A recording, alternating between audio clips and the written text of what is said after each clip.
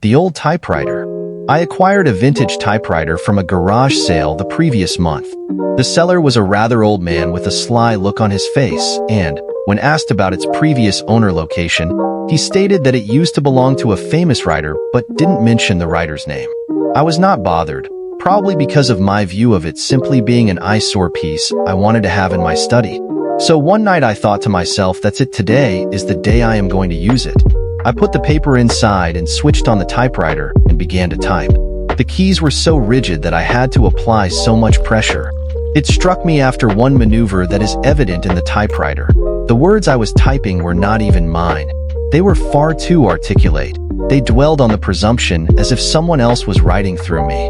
Intrigued, I continued. The story being told was of a suspenseful crime thriller with a lot of suspenseful secrets. When I reached the last page, I read the final sentence.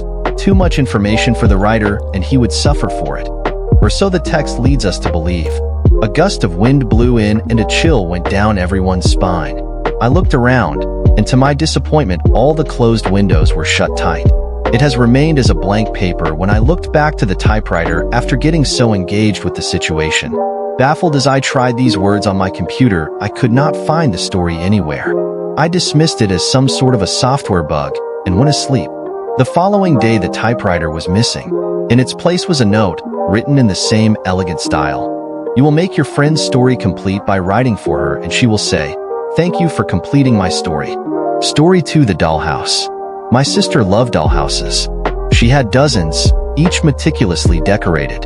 But her favorite was an old, ornate Victorian model she found at an estate sale. It was beautifully crafted, with tiny furniture, miniature paintings, and even little porcelain dolls. One day, she noticed something strange.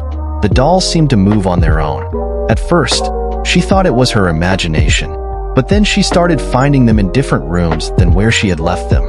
She decided to set up a camera to catch the movement. The next day, we watched the footage together. At first, nothing happened. Then, around midnight, the dolls began to stir. They moved slowly, almost hesitantly, from room to room. One doll, dressed as a maid, looked directly at the camera and waved. We were freaked out, but my sister was also fascinated. She began spending more and more time with the dollhouse, rearranging the furniture, changing the dolls' clothes, and watching them come to life at night. One morning, I found her sitting in front of the dollhouse, unresponsive.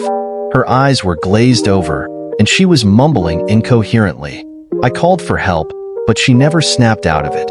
She's been in a catatonic state ever since. The dollhouse was taken away, but sometimes, late at night, I can hear faint whispers and tiny footsteps echoing through the house.